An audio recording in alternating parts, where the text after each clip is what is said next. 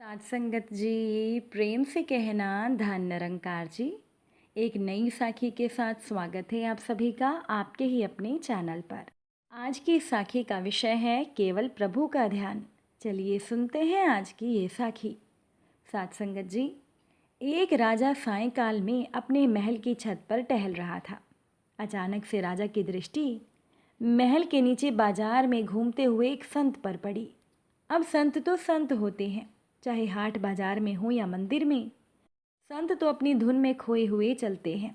राजा ने महसूस किया कि वह संत बाजार में इस प्रकार आनंद में भरे चल रहे हैं जैसे वहाँ उनके अलावा और कोई है ही नहीं। ना किसी के प्रति कोई राग दिखता है, ना कोई द्वेष।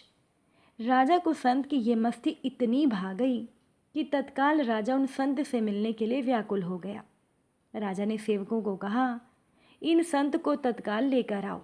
सेवकों को कुछ ना सूझा तो उन्होंने महल के ऊपर से ही रस्सा लटका दिया और उस संत को उसमें फंसा कर ऊपर खींच लिया।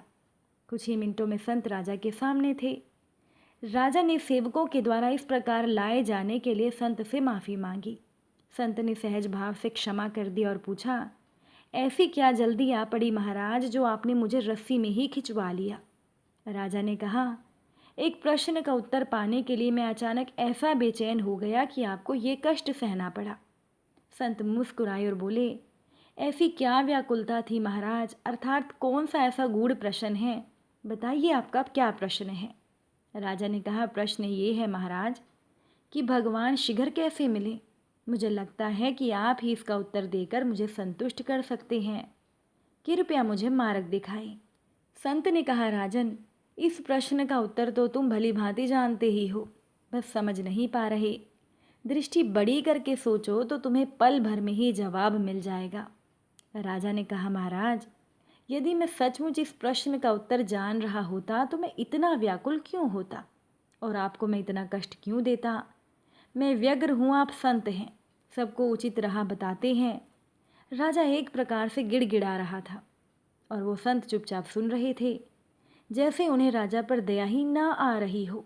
फिर संत बोल पड़े, सुनो अपनी उलझन का जवाब। संत बोले, सुनो, यदि मेरे मन में तुमसे मिलने का विचार आता तो कई अड़चनें आती और बहुत देर भी लगती। मैं पहले आता, तुम्हारे दरबारियों को सूचित करता, वो तुम तक संदेश लेकर जाते। तुम यदि फुर्सत में होते तो ही हम मिल पाते और कोई ज़रूरी नहीं था कि हमारा मिलना संभव भी हो जाता। परंतु जब तुम्हारे मन में मुझसे मिलने का विचार इतना प्रबल रूप से आया तो सोचो कितनी देर लगी हमें मिलने में। तुमने मुझे अपने सामने प्रस्तुत कर देने के पूरे प्रयास किए। इसका परिणाम ये रहा कि घड़ी भर से भी कम समय में तुमने मुझे प्राप्त कर लिया। राजा ने पूछा, परंतु भगवान के मन में हमसे मिलने का विचार आए तो आए कैसे और क्यों आए। संत बोले, तुम्हारे मन में मुझसे मिलने का विचार कैसे आया। राजा ने कहा, जब मैंने देखा कि आप एक ही धुन में चले जा रही हैं और सड़क, बाजार, दुकानें, मकान, मनुष्य आदि किसी की भी तरफ आपका ध्यान नहीं है, उसे देखकर मैं इतना प्रभावित हुआ कि मेरे मन में आपसे मिलने का विचार आ गया। संत बोले, यही तो तरीका है भगवान को प्राप्त करने का। राजन, ऐसे ही तुम एक ही धुन में भगवान की तरफ लग जाओ, अन्य किसी की भी तरफ मत देखो। उसके बिना रह न सको तो भगवान के मन में भी तुमसे मिलने का विचार आ जाएगा और वो तुरंत ही तुम्हें मिल भी जाएंगे। तो हर पल तुम भगवान का ध्यान रखो। साथ संगत जी, कई बार लोग प्रश्न करते हैं कि हम कभी मंदिर नहीं जाते, कभी पूजा पाठ नहीं करते, तो इसका क्या मतलब है, क्या हम पापी हैं। भगवान ने देखिए ये नहीं कहा कि आप मेरे दरवाजे पर आइए, मेरे दर पर आइए। भगवान ने तो ये कह रखा है कि जहाँ भी आप हैं, जो कुछ भी कर रहे हैं, करते रहिए, किसी चीज़ को छोड़ने की ज़रूरत नहीं। कुछ मत छोड़िए, लेकिन मेरा चिंतन ज़रूर कीजिए। हर वक्त, हर पल, हर क्षण, हर समय मेरा स्मरण करते रहिए। तो भगवान ने तो बहुत ही सुंदर नुस्खा बताया है कि कैसे हम खुद ही भगवान तक पहुंच सकते हैं, भगवान को याद करके, है ना।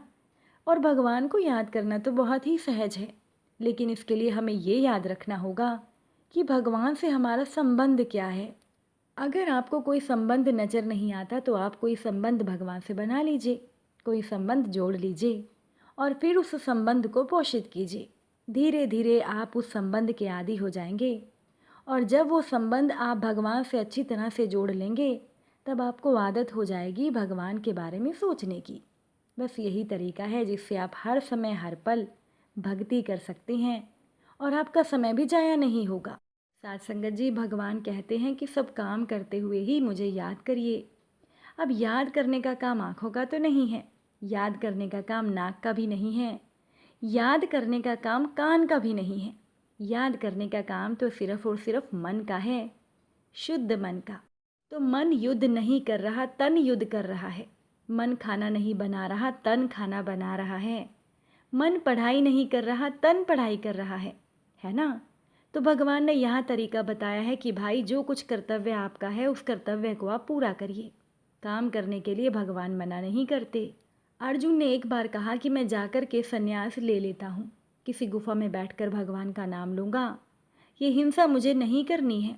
तो भगवान कृष्ण ने कहा नहीं, ये तो आपका कर्तव्य है, क्योंकि आप योद्धा हैं, क्षत्रिय हैं। हे अर्जुन, तुम सदैव कृष्ण रूप में मेरा चिंतन करना और साथ ही युद्ध करने के कर्तव्य को भी पूरा करना। अपने कर्मों को मुझे समर्पित करके तथा अपने मन और बुद्धि को मुझ में स्थिर करके तुम निश्चित रूप से मुझे प्राप्त कर सकोगे। तो साथ संगत जी, बहुत ही सुंदर बात भगवान ने बताई है। देखिए कितने ही लोगों के मन में ये संशय रहते हैं कि जो इंसान भक्ति करने के लिए आगे बढ़ता है वो फिर और कुछ नहीं कर सकता, या फिर जो बहुत कुछ करता है, बहुत सारे काम करता है, वो भक्ति नहीं कर सकता। भगवान ने कहा है कि आप कितने ही कार्यों को करें, कोई समस्या नहीं है, पर आपके विचार मुझ तक आने चाहिए, आपके विचारों में मेरा वास होना चाहिए।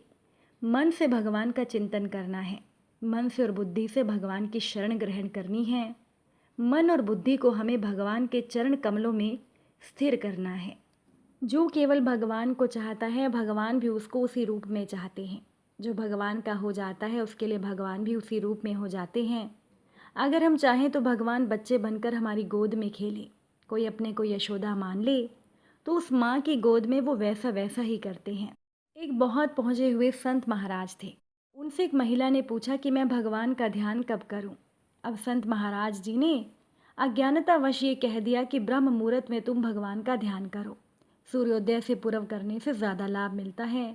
वो महिला कहने लगी, महाराज उस समय तो मेरा बेटा सोता है। तब संत जी को पता लगा कि इसका बच्चा उस समय सो रहा होता है, तो ये क्यों जागेगी, ये तो तब जागेगी जब जगाने की बेला होगी। फिर संत महाराज जी ने उस महिला से विस्तार से पूछा। तब उस महिला ने बताया कि मेरा बेटा जब जागता है तो सबसे पहले मैं उसे प्यार करती हूँ। कभी कभी तो वो बिना मुँह धोए ही कह देता है आज मैं माखन खाऊंगा, बच्चा जो ठहरा। मैं उसे माखन खिला देती हूँ, वो मुंह में माखन लगे लगे खेलने बैठ जाता है। मैं उबटन और जल लिए बैठी रहती हूँ कि कब ये आए और मैं इसे नहलाऊँ। ये खेलने चला जाता है और मैं पीछे पीछे देखने जाती हूँ। साथ संगत जी, ये सब मनुष्य ही हैं, परंतु हमारी दृष्टि बाह्य जगत में होने से हम केवल बाहर बाहर ही देखते हैं। इन लोगों को जो आनंद है वो उन्हें पता है। अब आप सूरदास जी का उदाहरण देखिए। वो आंखों से अंधे थे लेकिन आनंद विभोर होकर भगवान की लीला में विचरण करते थे। बाल लीला से लेकर न जाने वो कहाँ कहाँ तक पहुँच गए और कहते हैं कि उन्होंने ये देखा ये देखा। ये भगवान का स्वभाव ही है कि हम भगवान को जब चाहें, जिस रूप में चाहें, तब भगवान उसी रूप में हमारे अपने बन जाते हैं। तभी तो कहते हैं कि भगवान भक्तों के प्रेम के अधीन होते हैं। अगर आज की ये साखी आपको अच्छी लगी हो, वीडियो को लाइक शेयर ज़रूर कीजिएगा। आप सभी से फिर मुलाकात होगी नई साखी और नए विचारों के साथ। साथ संगत जी, प्यार से कहना, धन निरंकार जी।